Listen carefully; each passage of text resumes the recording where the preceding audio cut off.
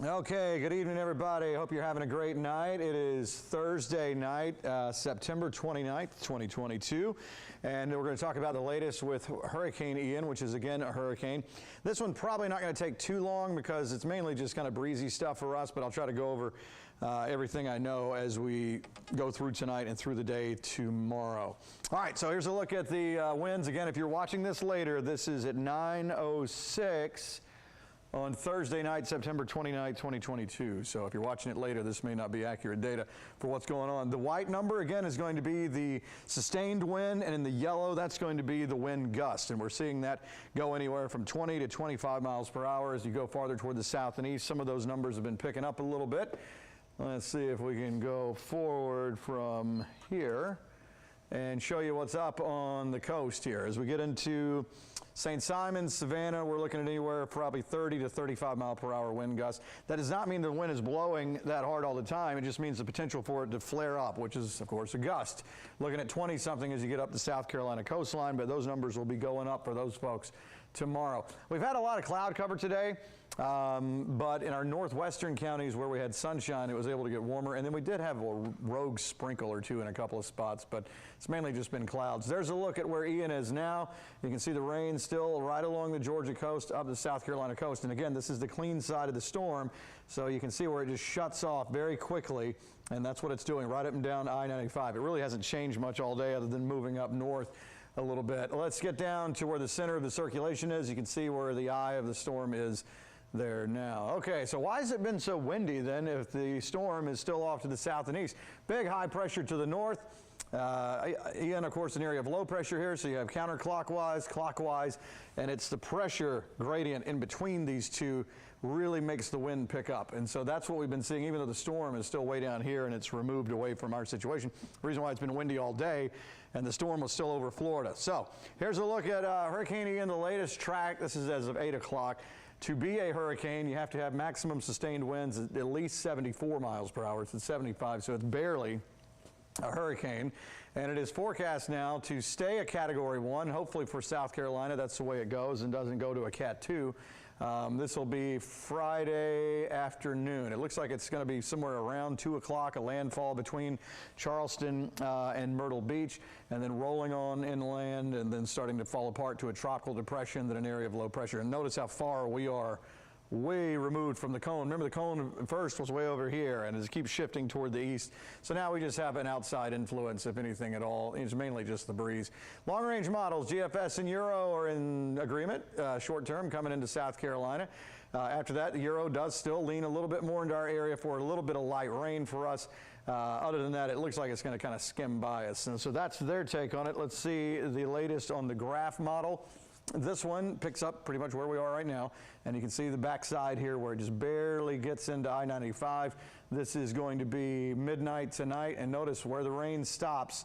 Here we are. So here's Washington, Johnson, Treutlen County right here, and it looks like as we go into the middle of the day, very similar to what you saw on the track, maybe around lunchtime, making landfall in South Carolina, but the rain kind of stays away here. Maybe Hancock, Washington County tomorrow afternoon, tomorrow night as it starts to turn toward the northwest and then falls apart. And then that is it. So as far as the winds are concerned, we'll show you all the models are fairly similar, but this is the graph model, which the one I just showed you. So really, some of the wind that we have seen today may be the strongest stuff we see through the whole event. I mean, it was pretty gusty out there today. We still could have some tonight and through the day tomorrow. This is midnight tonight. Let's go forward, and you can see 25 to 30 mile per hour wind gusts, obviously higher along the Georgia coast and South Carolina coast here. And then as it gets closer into landfall, again, somewhere maybe between Charleston and Myrtle Beach, that's where the bigger numbers obviously are going to be. We're looking at 20 to 25, maybe 30. The farther east you go. And then notice as you start to get into 5, 6 o'clock tomorrow, actually the storm, is going away for one thing, and then secondly, it's going to be weakening over land, and the numbers just drop down. So, decisions had to be made early in the week about it. What do we do, with, let's say, football games, for instance. All those are going on right now instead of football Friday night. Turns out tonight is actually a little bit breezier than what tomorrow night could be, but that's just the way it goes, the way the models were tracked, going with the solutions, and then the way the National Hurricane Center had it tracked, Had to kind of put things on Thursday just in case, but turns out we didn't really need that switch. Here's a storm outlook for tomorrow, level 2. Notice this, the Carolinas, center of circulation's here. It's always on the east side, northeast quadrant, especially the dirty side of the storm where tornadoes could be coming in on that side. We are free from that headache. The rainfall forecast is pretty much all South Carolina. We have goose eggs here. This is the graph model, okay? And even the GFS is saying the same kind of thing.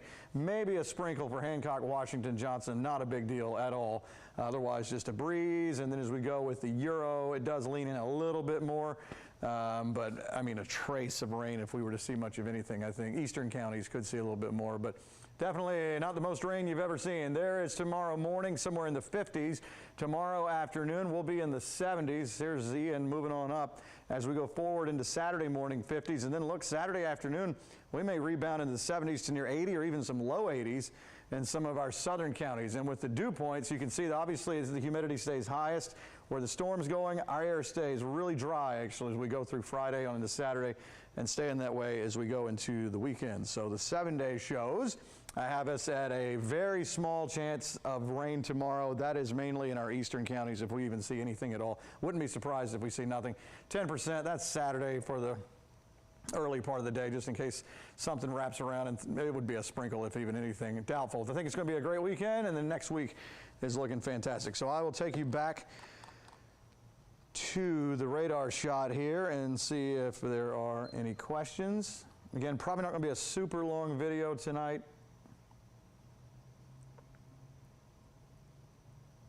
because it's, you know, it continues to pull away from us. All right.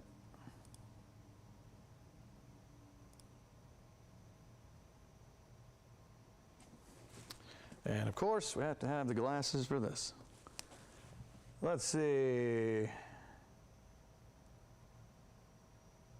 All right. Yep, questions about coastal Georgia and the Carolinas. We just covered that. Eddie says Ian may be weaker, but definitely not done yet. That is correct. Not a big deal for us, but for South Carolina, of course, we hope for the best for those folks. Let's see.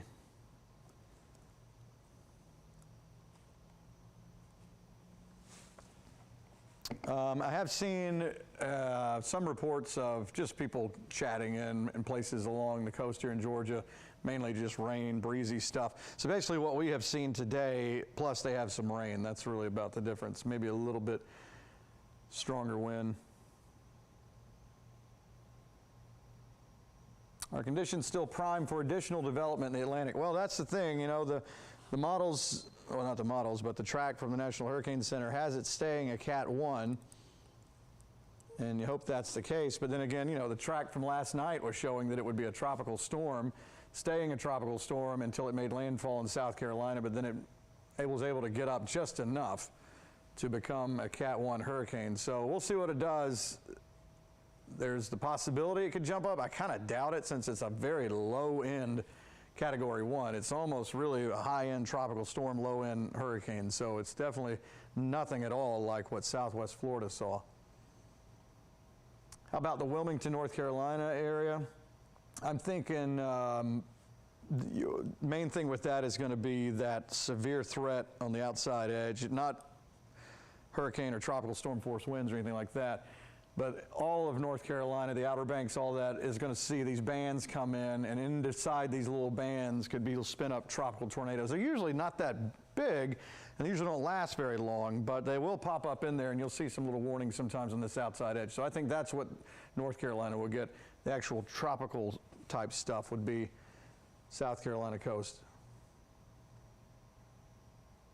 Yeah, swamp loggers, yeah, 88-degree water out there. It's just bath water, you're right. I mean, it's got the food it needs. We'll just have to see if it'll explode some more. It is going to be over open water at least until about noon to 2 o'clock tomorrow afternoon. Any chance it could ride the coastline up to Virginia? Dalton, I don't think so. No, all the models are really confident now in this going right into South Carolina.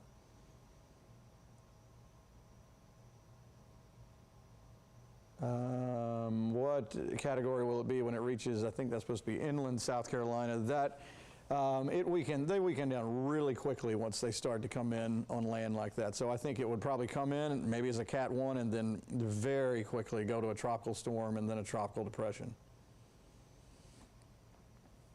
How about the weekend? Weekend looks great.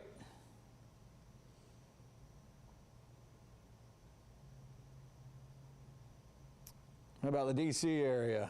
We're really getting out of my jurisdiction there. I think that maybe some severe weather wrapping around and all that if it gets that high. Otherwise, just kind of washed out rain as we head through the end of the weekend.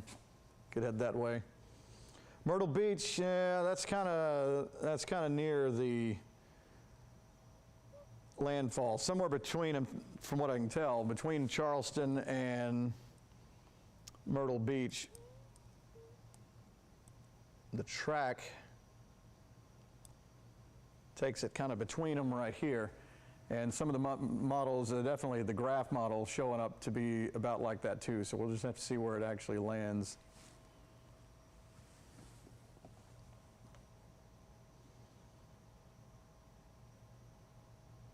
Boy, folks asking about Virginia. Yeah, I think Virginia is going to be fine. I don't remember having so many questions about Virginia.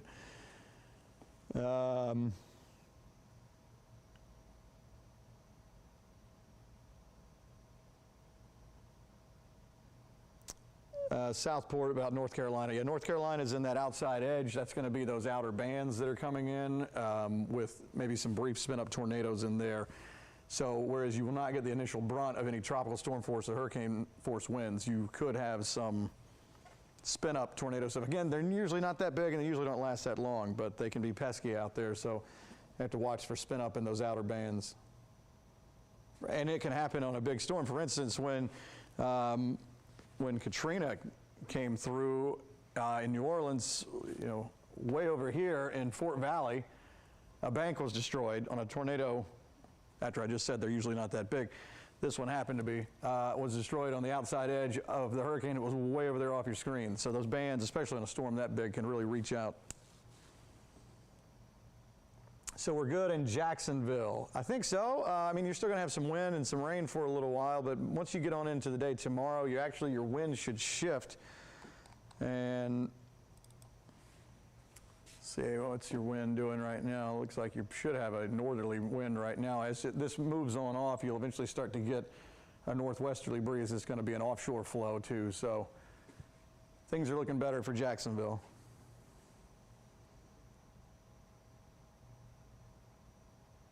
Late watching, is Macon okay for children to go to school? Actually, it's okay for children to go to school in our entire central Georgia area. Now, some did move some scheduling around and go virtual or close down or something like that. I'm sure they did that out of an abundance of caution, but because you had to kind of make a call at some point, but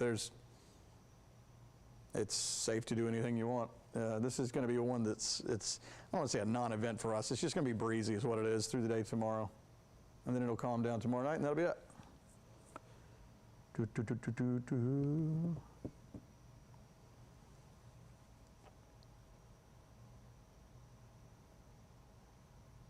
Macon, South Carolina, again, going to be more of the weakening down, a rainmaker for you, the little breezy.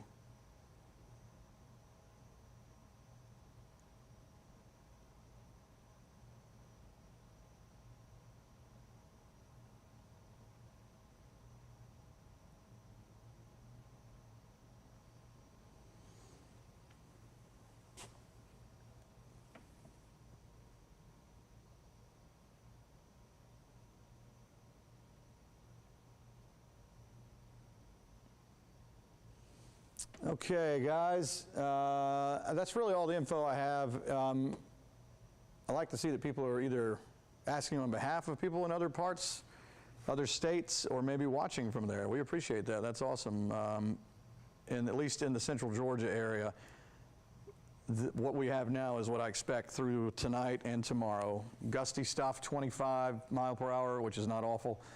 To maybe 30. Highest I think we'd see is maybe 40, 40 plus in our extreme eastern counties as we go through the day tomorrow, because all this is going to stay away and go up through here. So enjoy what'll be just a breezy Friday after we had a breezy Thursday, and that'll be about it. And then it'll be gone tomorrow night, and things will calm back down, and hope you have a great weekend. I will put you back over on the radar shot there, and we'll see how it goes if we're going to do any more of these updates.